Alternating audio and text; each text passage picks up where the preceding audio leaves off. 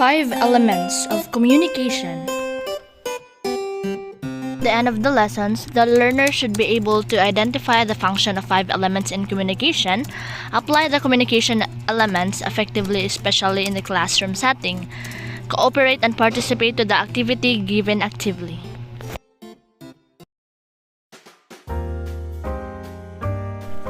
Class, every day we communicate, right?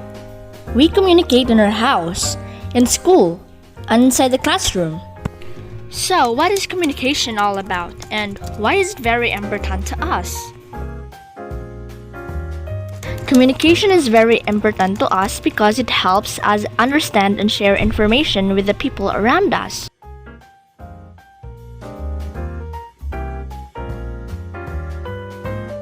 So we have 5 elements of communication, namely sender, receiver, message, channel, and feedback. Let us now discuss the 5 elements of communication. So, what is sender?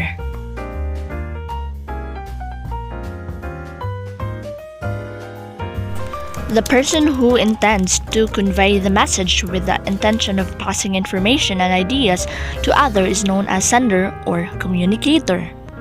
The first element of communication is the sender. The sender must have first the idea. The ideas you have in mind involves the encoding process in order to convey meaning. The sender must begin to translate information into a message in the form of symbols that represent ideas or concepts. And the second is, what is receiver? Receiver is the person who receives the message or for whom the message is meant for. It is the receiver who tries to understand the message in the best possible manner in achieving the desired objects. The receiver involves the coding process. The receiver begins to interpret the message sent by the sender, translating the message to their own set of experience in order to make the symbols meaningful.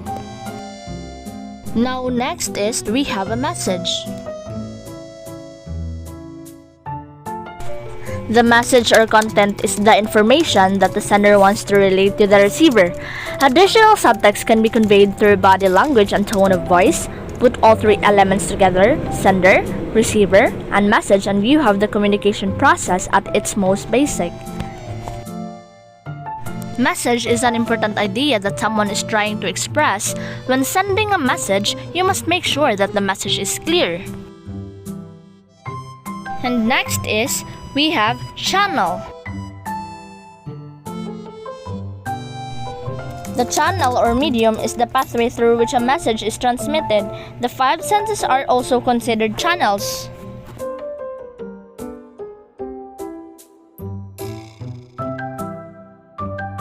Note, the channel sets between the sender and the receiver. Channel communication can be radio, television, an internet set, or magazine.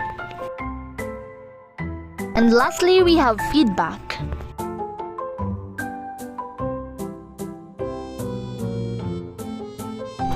The communication process reaches its fine point when the message has been successfully transmitted, received, and understood. The receiver in turn responds to the sender, indicating comprehension. Feedback may be direct, such as written or verbal response, or it may take the form of an act. Feedback confirms if the message being sent by the sender is clear or not. Feedback can be in the form of verbal communication and non-verbal communication.